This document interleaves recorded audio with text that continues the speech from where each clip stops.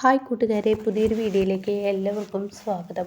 അങ്ങനെ ഇനി ആരതി വരികയാണ് കേട്ടോ. അപ്പോൾ ആരതി വരുന്ന സമയം സൂര്യയാണെങ്കിൽ ഒരുപാട് ഫ്രൂട്ട്സുകളും അതുപോലെ ഇളനീരുകളൊക്കെ കൊണ്ടുവന്നിട്ടുണ്ട് കേട്ടോ. അപ്പോൾ ആരതി ഫ്രണ്ടിൽ വന്ന് നിൽക്കുകയാണ്. അപ്പോൾ ആരതിയോട് ചോദിക്കുകയാണ്, നീ നന്ദിനിയെ കണ്ടോ? ഇല്ല, ഞാൻ നന്ദിനിയെ കാണാൻ പോകുന്നേ ഉള്ളൂ എന്ന് പറയണ്ടോ. എന്നാൽ നീ നന്ദിനിയുടെ അടുത്തോട്ട് ചെല്ല്, ഞാനിപ്പോൾ വരാമെന്ന് പറയണേ. അങ്ങനെ ഈ സമയം അവളുടെ അച്ഛനുണ്ട് അവിടെ.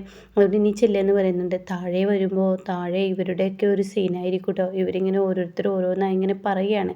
അപ്പോൾ ഇത് കേൾക്കുന്ന സൂര്യക്ക് സത്യം പറയുക വെച്ചെങ്കിൽ ദേഷ്യം പിടിക്കുകയാണ്. സൂര്യക്ക് ദേഷ്യം അടക്കാൻ കഴിയുന്നില്ല കേട്ടോ. അപ്പോൾ ഭക്ഷണ ക്രമീകരണത്തെക്കുറിച്ചാണല്ലോ പറഞ്ഞിരിക്കുന്നത്, അതെനിക്ക് അംഗീകരിക്കാൻ പോലും കഴിയില്ല കേട്ടോ. അങ്ങനെ ഈ സമയം ഇവരൊക്കെ പറയാണ്, അതെ, ഞങ്ങൾക്ക് ഇപ്പോൾ മറ്റുള്ളവർക്ക് അസുഖം വന്നെന്ന് കരുതി ഞങ്ങൾക്കിപ്പോൾ പട്ടിണി കിടക്കാനൊന്നും പറ്റത്തില്ല എന്നൊക്കെ ഇങ്ങനെ വേദയും അതുപോലെ ഇന്ദ്രജയും വിജയും ഒക്കെ ഇങ്ങനെ ഇരുന്ന് പറയാണ്. അപ്പോൾ ഈ സമയമാണെങ്കിൽ പത്മ പിറകിൽ വന്ന് നിൽക്കുന്നുണ്ട് കേട്ടോ. അപ്പോഴാണ് ഒരുപാട് കെട്ടും കിഴിയൊക്കെ ആയിട്ട് ഇങ്ങനെ സൂര്യ വരുന്ന ഒരുപാട് ഫ്രൂട്ട്സ് അതുപോലെ തന്നെ ഈ പറയുന്ന ഇളനീര് അങ്ങനെയൊക്കെ കൊണ്ടുവരുന്നത് കാണുമ്പോൾ വിജയ്ക്ക് വിശപ്പ് സഹിക്കില്ല. അപ്പോൾ വിജയ് പറയണം, ഇതൊക്കെ നന്ദിനിക്കുള്ളതാണ്. അതേ, നന്ദിനിക്കുള്ളതാണ്, ഇതൊക്കെ പ്രത്യേക ഭക്ഷണങ്ങളാണ് ഈ പെട്ടിയിലൊക്കെ ഇരിക്കുന്നതെന്ന് ഇങ്ങനെ പറയുന്നുണ്ട് കേട്ടോ. അപ്പോൾ ഈ വാക്കുകളൊക്കെ കേൾക്കുമ്പോൾ സത്യത്തിൽ ദേഷ്യം പിടിക്കുകയാണ് കേട്ടോ.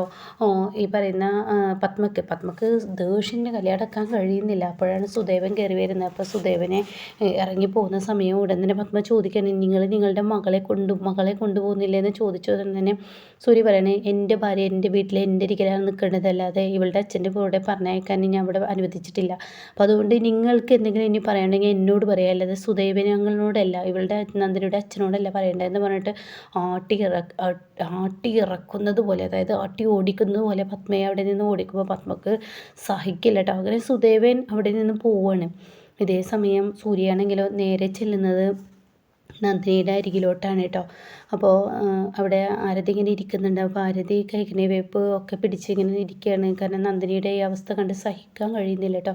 അങ്ങനെ ആരതി എന്ത് ചെയ്യുന്ന ഇങ്ങനെ പറയുന്നുണ്ട്, സൂര്യ നന്ദിനിക്ക് ഈ അവസ്ഥ എന്നൊക്കെ ഇങ്ങനെ പറയുമ്പോഴേക്കും, നീ ആരതി അവൾക്ക് ഈ ഒരു കൈക്കിന് വേപ്പ് കൊണ്ട് ഇങ്ങനെ അതുകൊണ്ട് വീശിക്കൊടുക്കുക, അതിൻ്റേതായ ഒരു സുഖം ഉണ്ടാവും, അവൾക്ക് നല്ല ബുദ്ധിമുട്ടുണ്ട്, അത് നീ വീശിക്കൊടുക്കുക എന്നൊക്കെ പറയുമ്പോൾ നന്ദിനിക്ക് സങ്കടമാവണം കേട്ടോ. ഒരുപാട് ബുദ്ധിമുട്ടുകൾ തനിക്ക് വേണ്ടി സഹിക്കില്ല. അപ്പോൾ സൂര്യയോട് പറയണേ, അതിന് എനിക്ക് വേണ്ടി ഒരുപാട് ബുദ്ധിമുട്ടുകൾ നിങ്ങളെല്ലാവരും സഹിക്കല്ലേ എന്നൊക്കെ ഇങ്ങനെ പറയണം കേട്ടോ. അപ്പോൾ ഈ സമയം സൂര്യ പറയണേ, ഇതൊന്നും ഒരു പ്രശ്നമല്ലടോ എന്നിങ്ങനെ പറയുന്നുണ്ട് കേട്ടോ. ഇതേ സമയം നന്ദിനി പറയണേ, ഞങ്ങളുടെ നാട്ടിലൊക്കെ ഈ ഒരു ചിക്കൻ ബോക്സ് വന്നു കഴിഞ്ഞാൽ ഇതിൻ്റേതായ ഒരു ഒരു ഒരു ഇതുണ്ട്, ഒരു മന്ത്രം ചെല്ലുന്നുണ്ട്, മന്ത്രങ്ങൾ ഉരുവിടുമെന്ന് പറയട്ടെ. അത് കേൾക്കുന്നതിനോടുകൂടി എന്ത് മന്ത്രം എന്ന് സൂര്യ ചോദിക്കേണ്ടി കേട്ടോ.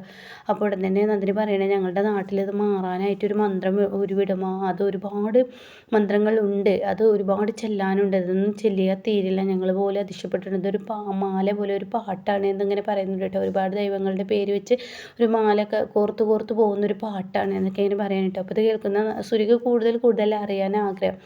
അപ്പോൾ ആരതി പറയണേ, നന്ദിനി ഞാൻ കണ്ടിട്ടുണ്ട്, ഞാൻ കഴിഞ്ഞ തവണ അമ്പലത്തിൽ പോയപ്പോൾ റോഡ് സൈഡിലുണ്ട് ഇങ്ങനെ ഒരുപാട് ബുക്സുകൾ വിൽക്കുന്ന, ഇങ്ങനെ ഒരുപാട് ഭക്തിപരമായ ഒരുപാട് ബുക്കുകൾ വിൽക്കുന്ന, അപ്പോൾ ചിക്കൻ ബോക്സ് വന്നാൽ എന്തൊരുവിടണം എന്നൊക്കെ പറഞ്ഞിട്ട് അങ്ങനെ ഒരു ബുക്കാണ് അവിടെ ഞാൻ കണ്ടിട്ടുണ്ടെന്ന് പറയട്ടെ. അപ്പോൾ ഇത് സൂര്യ കേൾക്കുമ്പോൾ, ഓഹോ, ഇത് വല്ലാത്തൊരു അത്ഭുതം തന്നെ, എന്തായാലും ആരതി ഇവിടെ ഇരിക്കും, ഞാനിന്ന് പുറത്ത് പോയി വരട്ടെ എന്ന് പറയുന്നുണ്ട് കേട്ടോ. ഇത് കേട്ടോടെ തന്നെ ആരതി ചോദിക്കുക, എങ്ങോട്ട് എന്നിട്ട്. അപ്പോൾ നന്ദിനി അതിനിടയ്ക്ക് പറയുന്നുണ്ട്, ഇത് അതിരാവിലെ എണീറ്റ് ചെല്ലിയ ഞങ്ങളുടെ നാട്ടിലൊക്കെ പറയുക, ആ രോഗിയുടെ അടുത്തിരുന്നിട്ട് ആ രോഗിയുടെ തല മടിയിൽ വെച്ചതിന് ശേഷം ഇങ്ങനെ ഈ മന്ത്രങ്ങൾ ഉരുവിട്ടാൽ പെട്ടെന്ന് ഈ അസുഖം മാറുന്നു, ഇതൊരു ഭക്തിയോടുകൂടി വേണം ഇതൊക്കെ ചെയ്യാൻ, അതൊരുവിടാൻ ഒരുപാട് ബുദ്ധിമുട്ടൊക്കെ ഉണ്ട്, കാണാപ്പാഠം പറയാനൊക്കെ ബുദ്ധിമുട്ടുണ്ടൊക്കെ ഇങ്ങനെ പറയുന്നതൊക്കെ സൂര്യ ശ്രദ്ധിക്കുന്നുണ്ട്.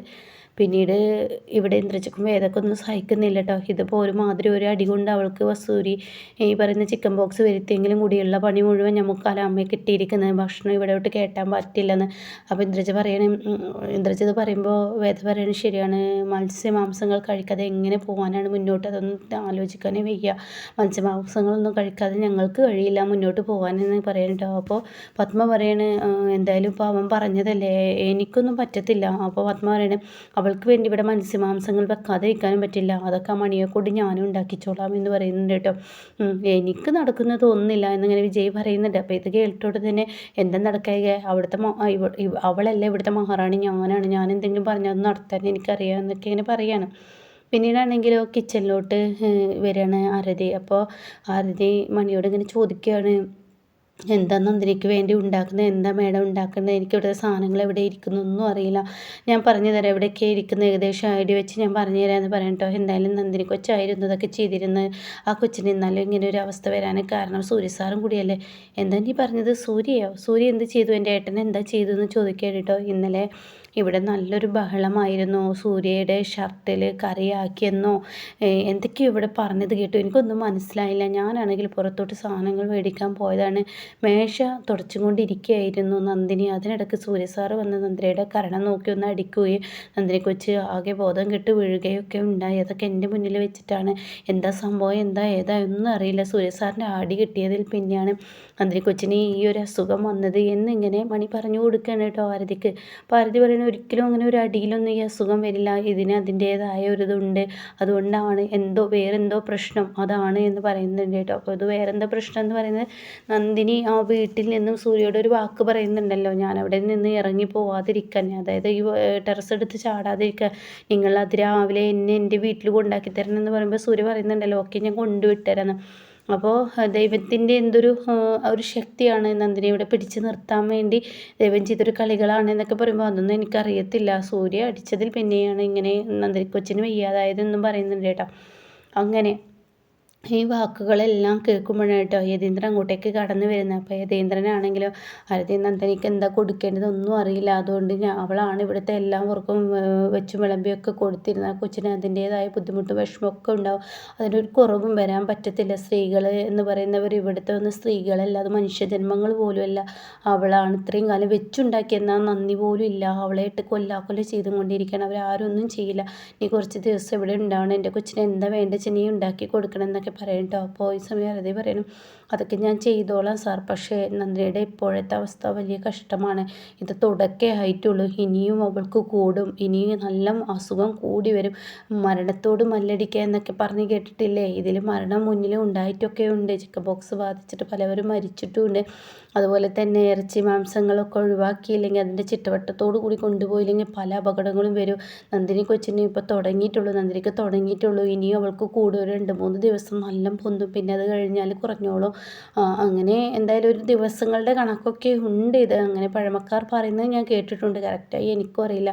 അപ്പോൾ അത് കേൾക്കുന്നത് എന്തിനും ചോദിക്കാൻ, നീ എന്താ ആരതി നീ പറയുന്നത്, എന്നെ ടെൻഷനാക്കണോ, അങ്ങനെയൊക്കെ വരുമോ, നന്ദിക്ക് നീ കൂടുമോ എന്ന് ചോദിക്കുമ്പോൾ തീർച്ചയായും ഇനിയും കൂടും, അതുകൊണ്ട് ശ്രദ്ധിക്കുന്നത് നല്ലതാണെന്ന് പറയണം കേട്ടോ.